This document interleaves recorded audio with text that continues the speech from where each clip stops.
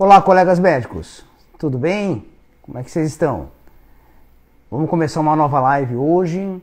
Vamos falar sobre alguns desafios da nossa prática médica, que são os antibióticos beta-lactâmicos.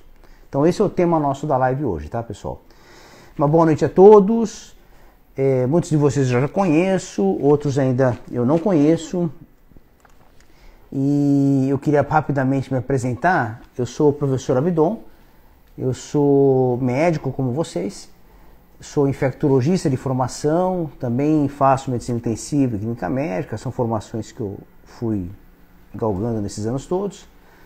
E tenho mestrado e doutorado na área médica.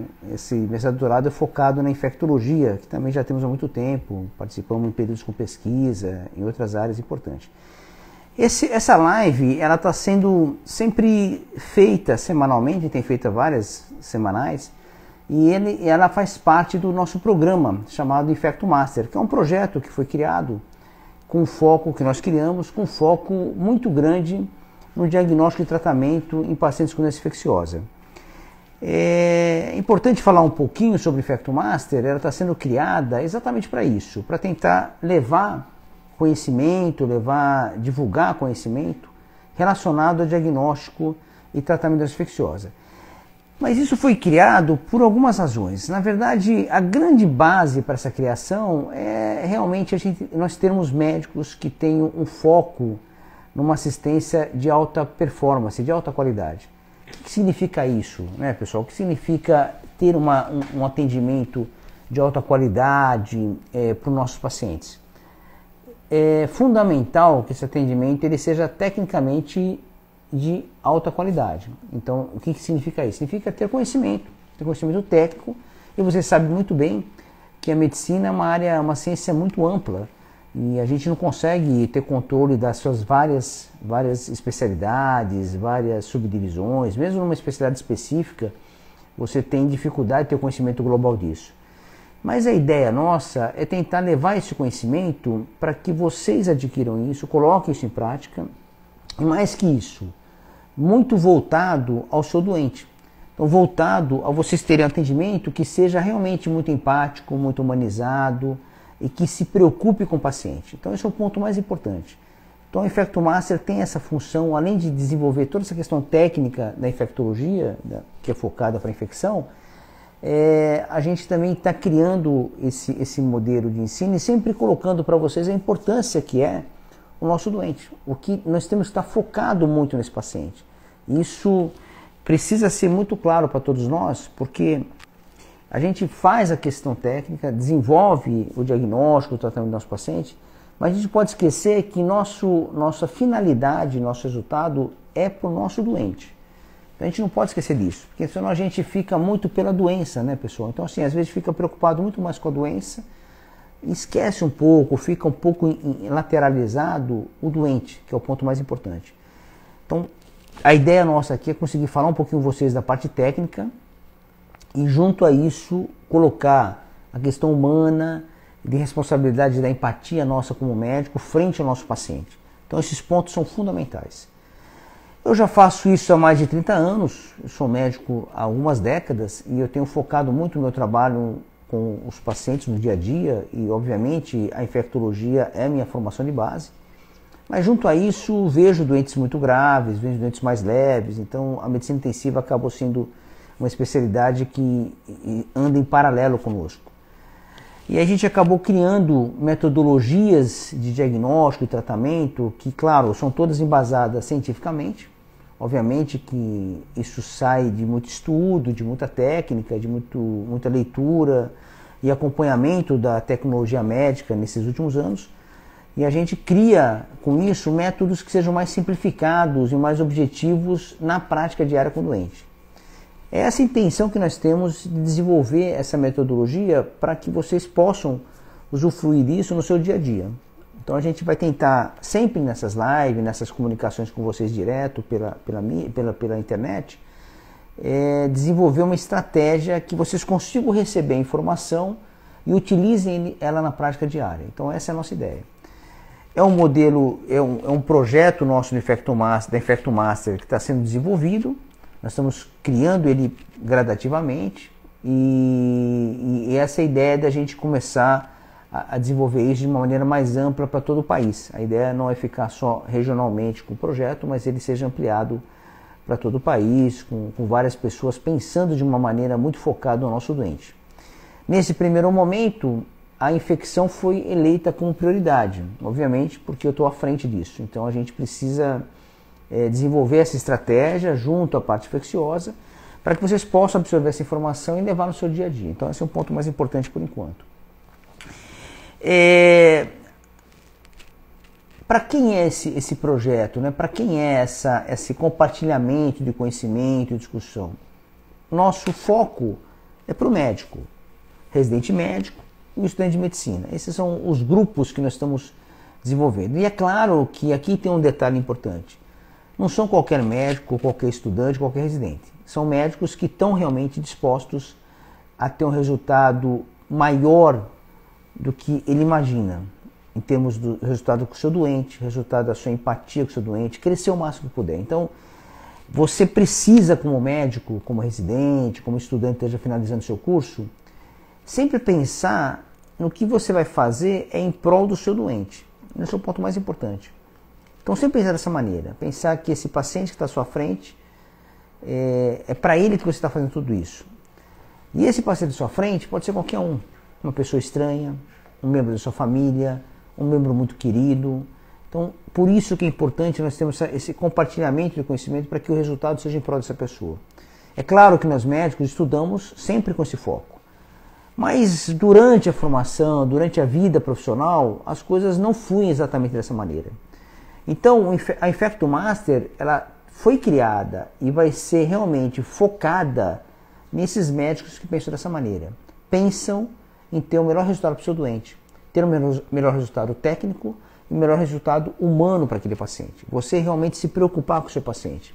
Você está vendo seu doente com febre, com um quadro inexplicável, com hepatosplenomegalia, com linfadenomegalia, com abscesso de alguma origem, com uma febre que você não está definindo, e você ter essa preocupação de ficar ao lado dele e resolver aquilo que está acontecendo com ele. Então esse é o ponto mais importante para a gente. Não é apenas atender e mandar embora. Então, essa divulgação nossa de conteúdo, essa discussão e o projeto do Infecto Master não é para esse médico ou estudante residente que não vai ter essa finalidade de trabalhar em prol do doente. Você fala, mas professor, poxa, mas a gente é médico. Todo mundo, sim, eu entendo isso. Todos que são formados com essa visão. Mas o nosso dia a dia, pessoal, infelizmente, ele acaba desvirtuando e tirando o foco da nossa essência. E a nossa essência qual que é? Você é médico por quê? Essa é a pergunta que você tem que fazer. Sempre tem que fazer isso. Eu sou médico por quê? É por isso que você é médico.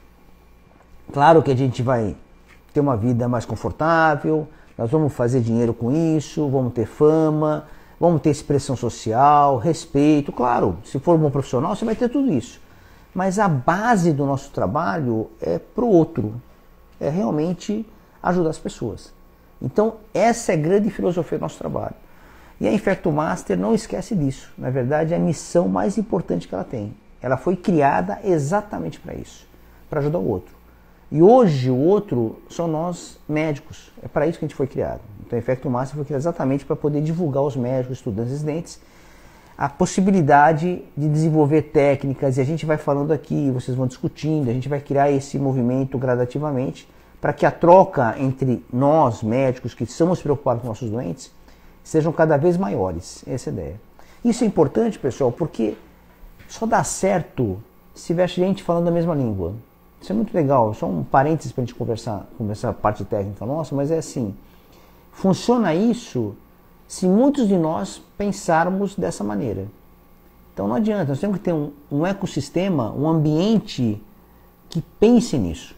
Então as pessoas, os médicos que vão compartilhar conosco o conhecimento, discutir junto na Infecto Master, precisam desse conhecimento. Precisam ter essa vontade de empatia, de humanidade, de integridade para cuidar do seu doente. Então vai ser muito mais fácil nós estarmos juntos em prol do doente, se todos nós pensarmos dessa maneira.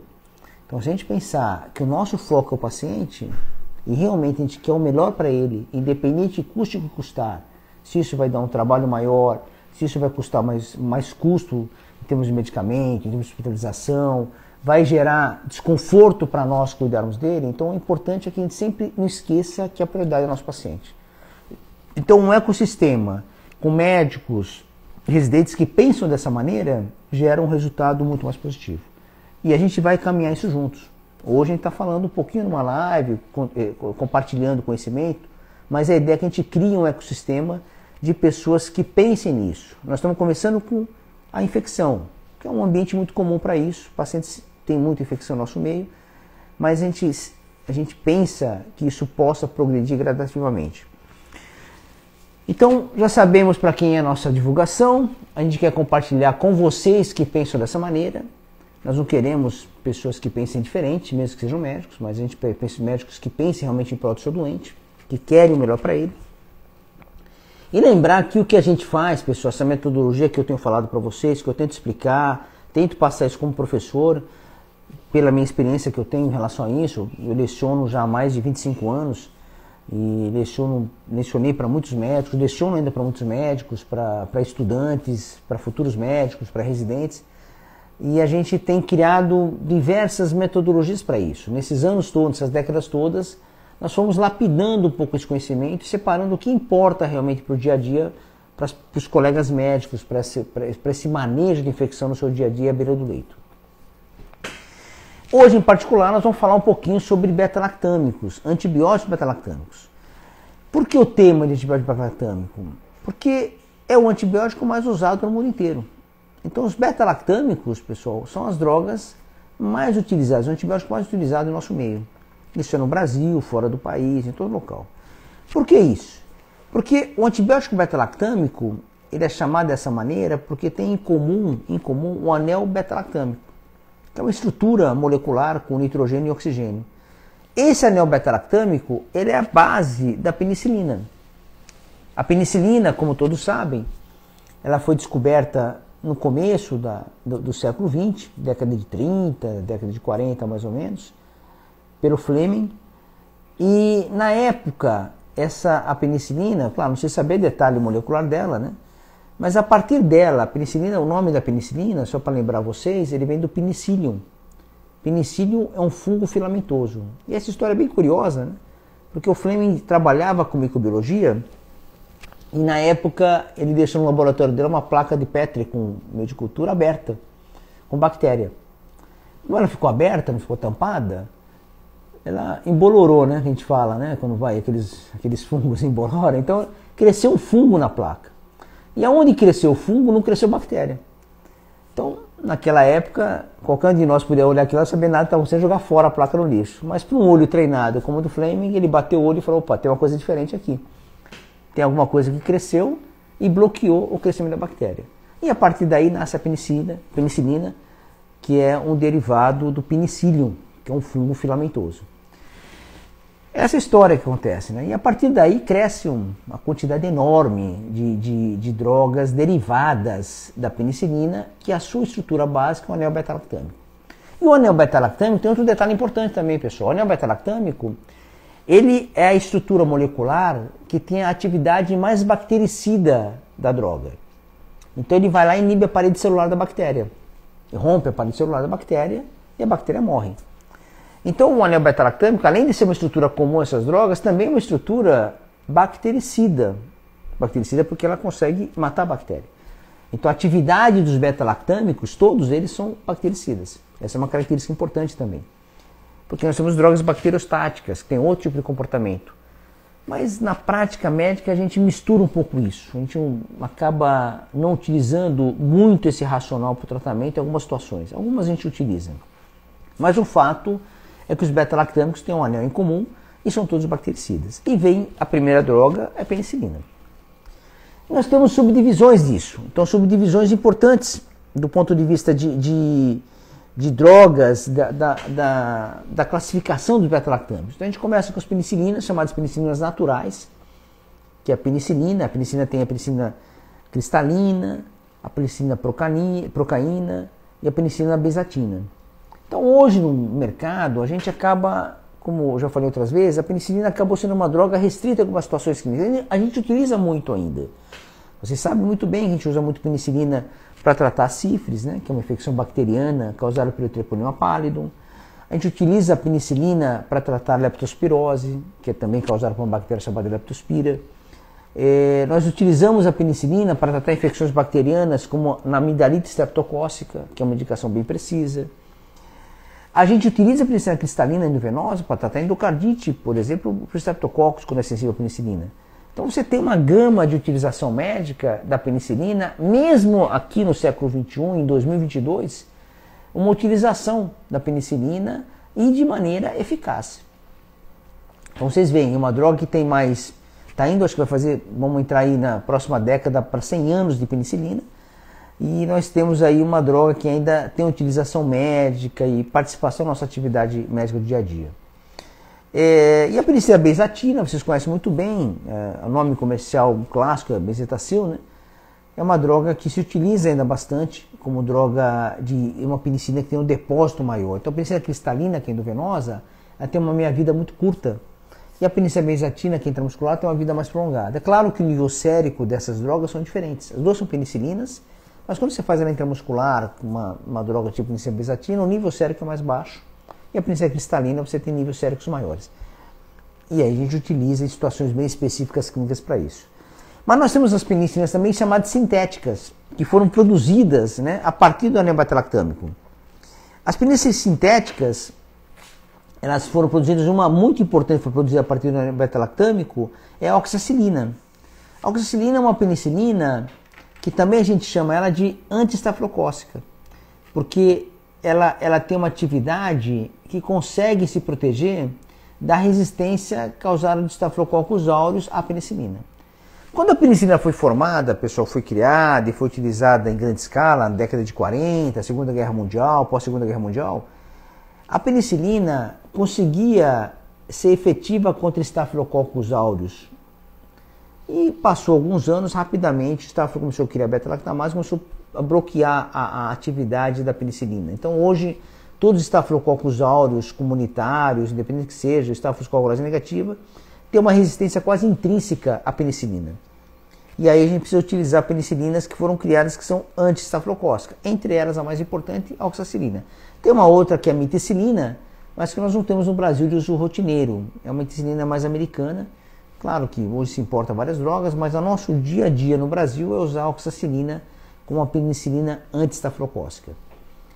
E ela é sintética, e tem semissintética, assim por diante. E nós temos outros derivados da penicilina, que são importantes, que têm atividades também bem específicas, que é a ampicilina e a amoxicilina, são derivados da penicilina. Lembrando que a penicilina é uma droga que tem uma eficácia muito importante para cocos gram-positivo e para anaeróbio. Então os anaeróbios, quase todos, são cobertos pela penicilina, óbios de boca, tá? Algumas exceções ao Clostridium, mas a maioria é bem coberta, bacterióides, né? Então eles têm, mas a penicilina tem uma atividade anaerobicida muito efetiva. E a gente tem a atividade dela mais importante para cocos gram-positivo, que é o Streptococcus, que é mais importante, e o Staphylos já tem uma resistência intrínseca. A oxacilina tem uma eficácia muito boa para Staphylococcus aureus, que é sensível à oxacilina, obviamente, que são resistentes à penicilina. E a ampicilina e a amoxicilina que chegam no mercado depois dessas drogas serem industrializadas, comercializadas, elas são drogas que começam a ter um espectro um pouquinho maior, começam a cobrir um pouco de gram negativo, principalmente hemófilos de influenza, moraxella, que são gram negativos, bacilos gram negativos, que não produzem beta-lactamase. Então a ampicilina, a amoxicilina começa a entrar no mercado, um beta-lactâmico derivado da penicilina, com uma atividade um pouco mais ampla do que a própria penicilina. Então a gente fala da penicilina que é para cocos gram-positivo, anaeróbio, ampicilina e amoxicilina começam a ter uma cobertura maior para gram-negativos que não têm o beta-lactamase.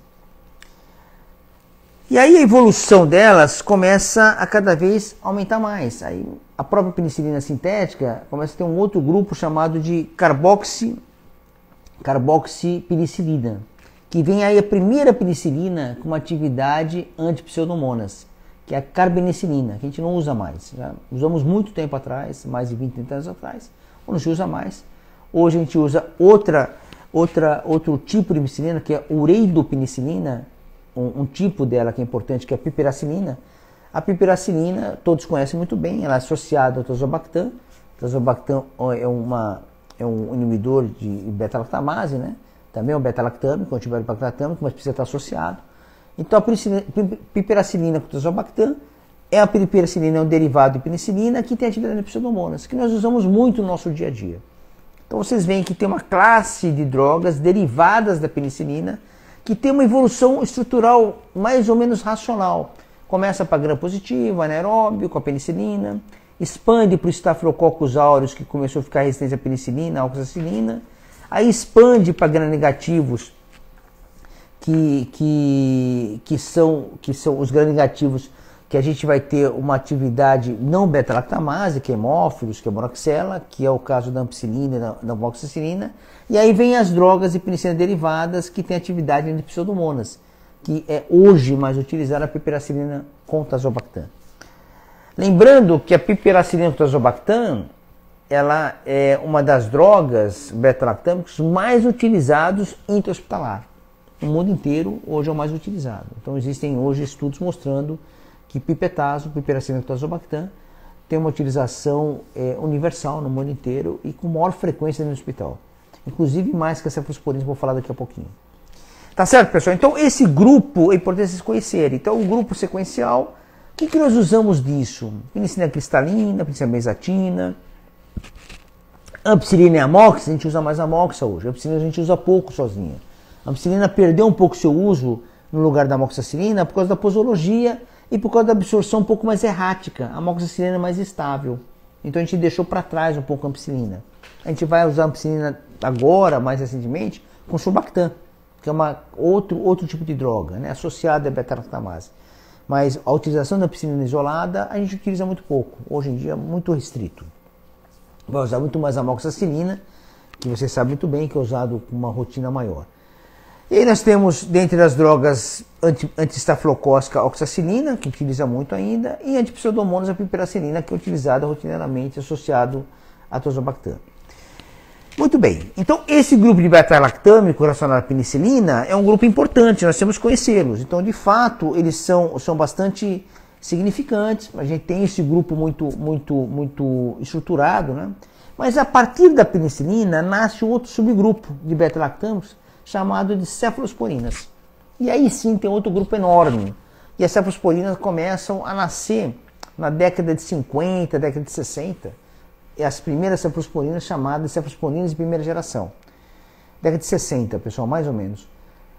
E aí nós temos uma sequência de escalonamento, uma escada de gerações da cefalosporina. Começa a cefalosporina de primeira geração. Os exemplos clássicos que vocês conhecem, a cefalexina oral. A cefalexina oral é ainda utilizada no nosso meio.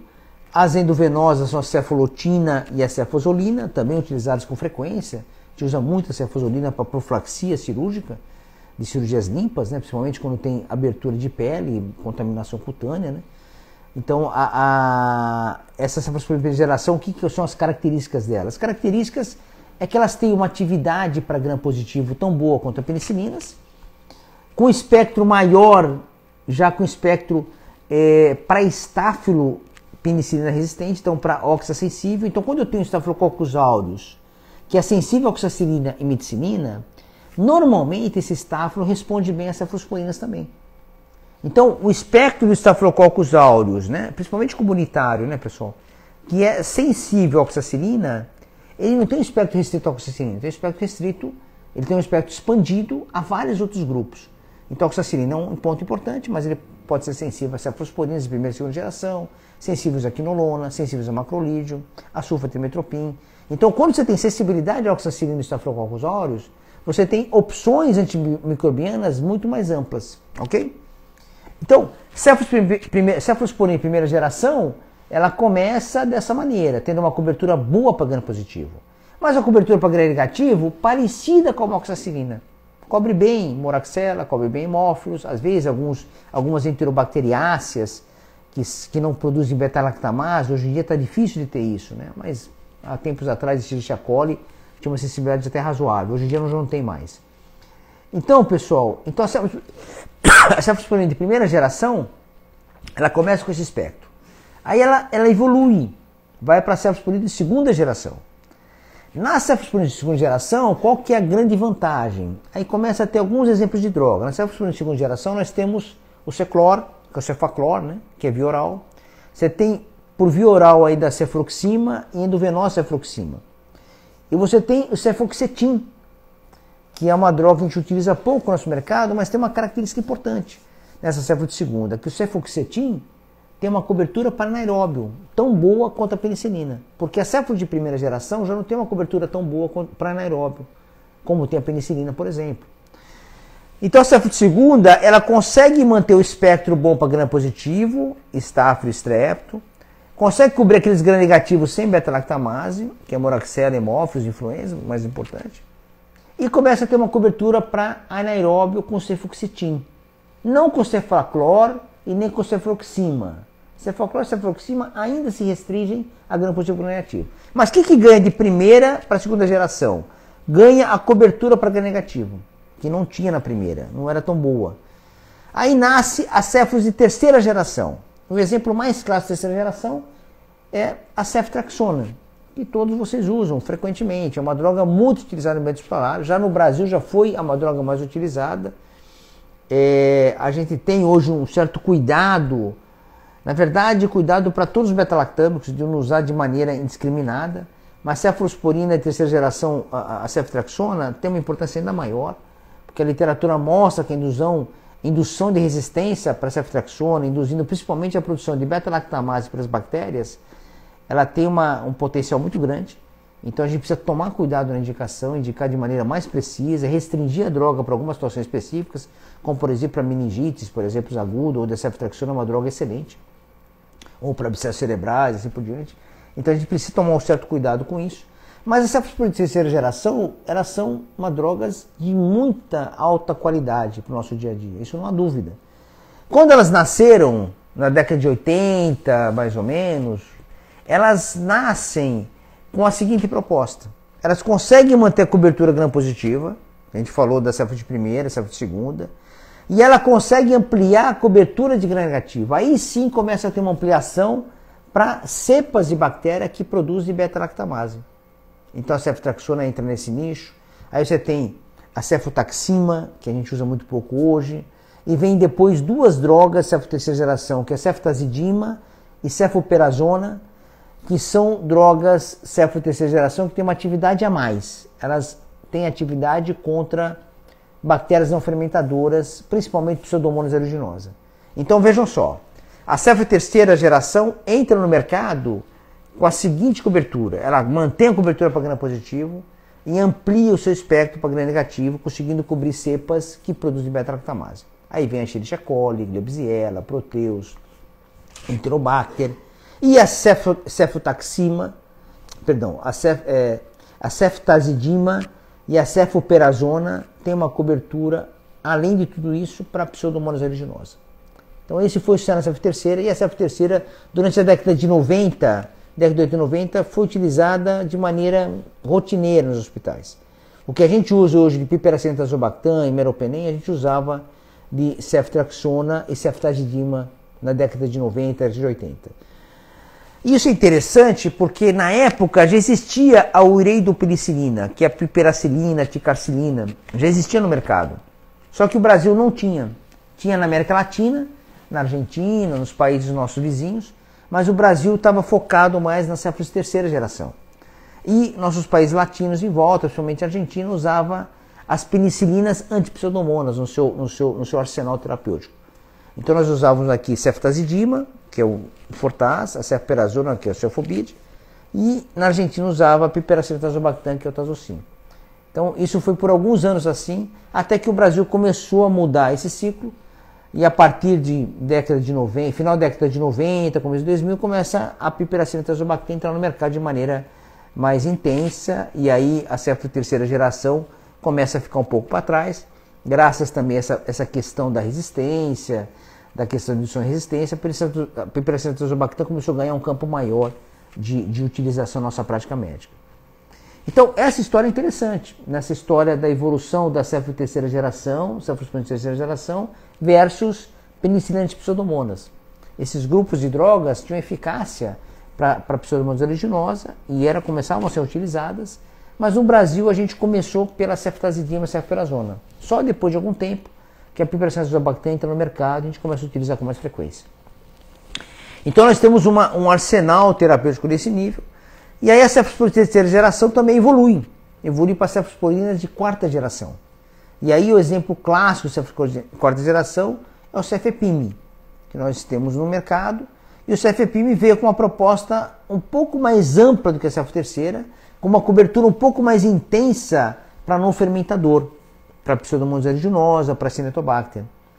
Então ela teve essa utilização no nosso dia a dia, mantendo o espectro para gram positivo, mantendo o espectro para gram negativo, com essa cobertura ampla para Pseudomonas. E também foi muito utilizado no nosso meio por muito tempo, e ficou por muito tempo a cefalo de quarta, cefalo de terceira e pipetazo, piperacina azobactam, sendo utilizado no mesmo período, no começo de 2000, mais ou menos. O cefepime entra forte no mercado também, com o final da década de 90.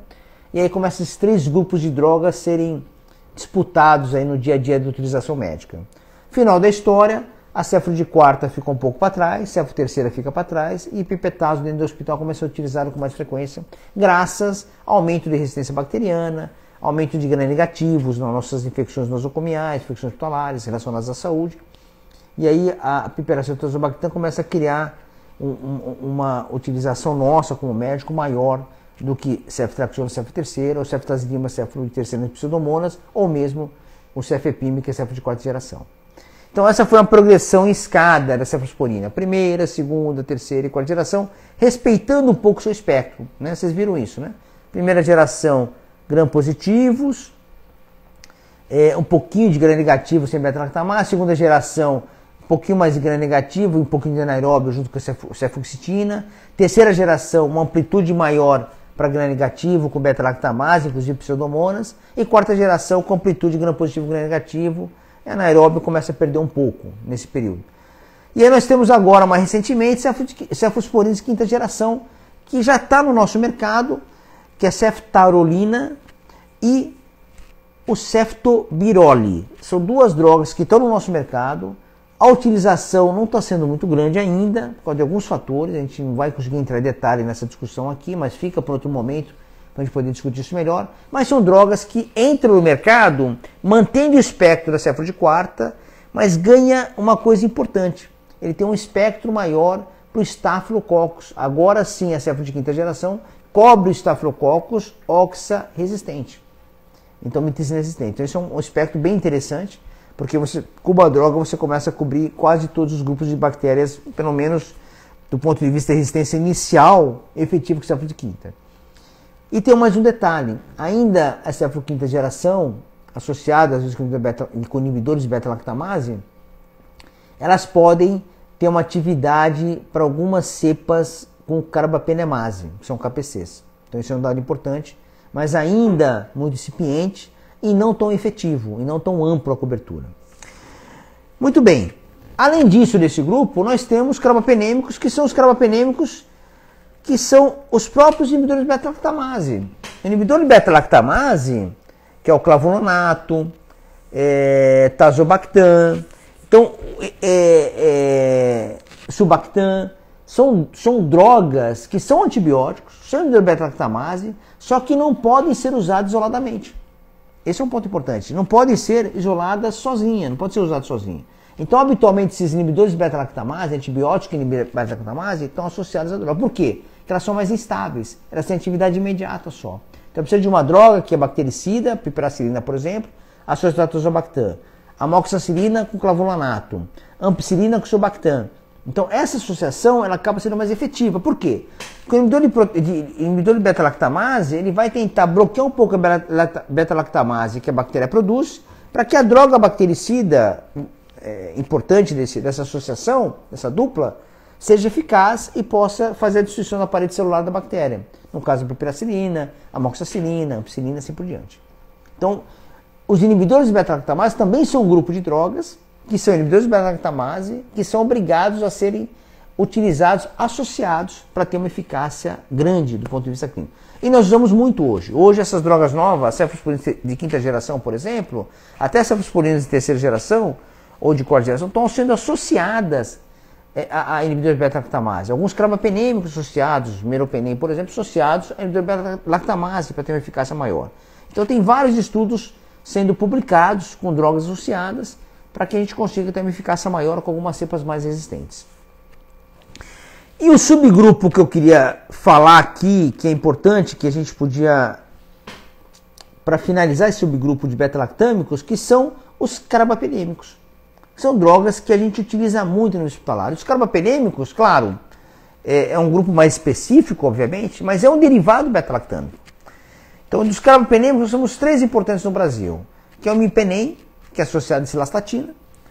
Nós temos o meropenem, que utiliza muito no nosso dia a dia, e o artapenem. O que tem de importante no carbapenêmico? O carbapenêmico, ele tem o que tem de importante? Ele é uma droga ela foi construída e tem uma eficácia muito importante para gram-negativos. Então, usar carbapenêmicos no nosso dia a dia é usar droga que tem uma eficácia maior para gram-negativo. E aqui cabe salientar que a utilização do carbapenêmico ele precisa ser muito mais hospitalar e muito mais cuidadosa, realmente com uma indicação mais precisa. Por quê? Porque você sabe muito bem, nessas últimas décadas nós temos tido uma ampliação muito grande de infecções por cepas gram-negativos, enterobacteriáceas ou bactérias fermentadoras, como Pseudomonas, Cinetobacter, que são produtoras de carbapenemase. A produção de carbapenemase inibe a atividade carbapenêmica, que são as famosas KPC.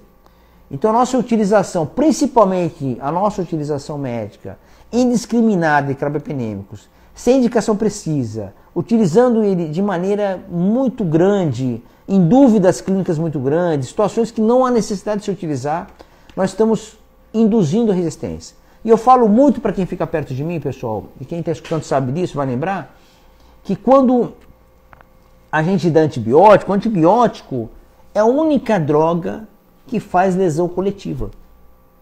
Pensem nisso. Nem quimioterápico, nem nada faz lesão coletiva. Porque essas medicações que têm efeito colateral, é efeito colateral para o indivíduo. O antibiótico, além de ter o efeito colateral dele normal, a gente não vai discutir aqui hoje, ele tem um efeito colateral coletivo. Por quê? Porque se utiliza antibiótico, você de uma maneira ou outra vai criar uma pressão de seleção bacteriana e induzir resistência. Então, para a gente utilizar antibióticos, nós vamos ter que utilizar. E sempre que utilizar, de uma certa maneira, vai induzir resistência. Então, para a utilização, sempre ser muito cuidadoso, muito criterioso para isso. E nós vamos aqui na Infecto Massa discutir isso. Vamos discutir isso em vários momentos, vocês vão ver. A gente vai falar um pouco mais sobre isso, vamos falar sobre essas indicações precisas ou não. Nós vamos ter que aprofundar com isso, porque eu quero que nosso grupo, nosso ecossistema de colegas, realmente pensem nisso quando estiver prescrevendo um carbapenêmico, pense o cuidado que precisa dar para utilizar e pensar no prejuízo que pode ter coletivo por causa disso. Então isso é fundamental para a gente, tá, pessoal? Então precisa realmente tomar cuidado nesse aspecto. Uma diferença em relação aos carbapenêmicos, rapidamente, meronem e imipenem, drogas efetivas, cobrem gram-negativos, principalmente aqueles que produzem beta-lactamase de espectro expandido. Então a beta-lactamase é uma defesa da bactéria. E eu falei para vocês, aquelas primeiras drogas penicilinas não cobriam muito bem os gram-negativos que produziam beta-lactamase. Depois, a cefalosporina de terceira geração foram criadas para isso, pipiracilina também criada para isso. Mas a beta-lactamase a bactéria começou a criar beta-lactamase, a gente chama de espectro expandido. Por quê? Ela cria vários tipos de beta-lactamase que conseguem escapar da função, da atividade antimicrobiana. E aí, nessas bactérias que produzem beta-lactamase de espectro expandido, os carbapenêmicos são droga de escolha. Nem a piperacilina tazobactam, nem o cefepime, nem a ceftazidima são drogas boas para tratar pacientes com bactérias gram-negativas com beta-lactamase de espectro expandido. A piperacilina tazobactam ainda pode cobrir um pouco quando você tem um paciente que não tenha muito risco, não esteja séptico. Então, numa situação de bactéria gram-negativa, Escherichia coli, qualquer uma delas, com beta-lactamase de espectro expandido em pacientes instáveis ou sépticos, você deve utilizar carbapenêmicos, porque o resultado vai ser melhor. Então vejam só, então temos que tomar cuidado, separar essas drogas para situações muito específicas para isso. E aqui vale a pena ressaltar que o meropenem e o imipenem cobrem bem os gram-negativos com beta-lactamase de espectro expandido, inclusive Pseudomonas e Acinetobacter. Coisa que o ertapenem não consegue. o ertapenem é um carbapenêmico, mas não tem cobertura efetiva para Pseudomonas acinetobacter. Então, o carbapenêmico, o ertapenem carbapenêmico, um tipo de ertapenem, ele vai ter um espectro parecido com o Piperacillus tazobactam. Então, vocês começam a ver que tem um carbapenêmico com uma atividade mais restrita. Então, vocês têm que evitar utilizar. Por quê? Porque se não eu utilizo essa droga com drogas que têm espectro diferente, eu vou usar uma droga que eu posso substituir por outras, de outros grupos, que não vão induzir KPC, carbapenemase. Entenderam isso, pessoal? Então, vejam só, se eu for usar o carbapenêmico, eu tenho que dar escolha para imipenem e o meropenem. No nosso dia a dia, o meropenem acaba sendo mais interessante. Primeiro, pela posturologia. Segundo, tem uma penetração tecidual melhor que o imipenem em algumas situações, principalmente no sistema nervoso. E terceiro, que o efeito colateral do meropenem em relação aos sintomas neurológicos é menor do que o imipenem. Então, no nosso dia a dia hospitalar, a utilização do meropenem como carbapenêmico de escolha é mais interessante. Então, usar, por exemplo, ertapenem, você vai evitar utilizar o máximo que você puder, porque você pode substituir por uma cefalosporina, por uma penicilina anti-pseudomonas, né? Então, seria mais interessante. O espectro dele não é interessante, porque ele não tem cobertura para bactérias não fermentadoras, que é o caso da Pseudomonas acinetobacter. Tá certo, pessoal? Então a gente deu uma volta aqui, uma pincelada em vários subgrupos beta-lactâmicos. São drogas muito importantes, como eu falei para vocês, e vocês há de convir comigo depois dessa discussão pequena conosco aqui, o quanto é importante esse grupo de drogas para o nosso dia a dia.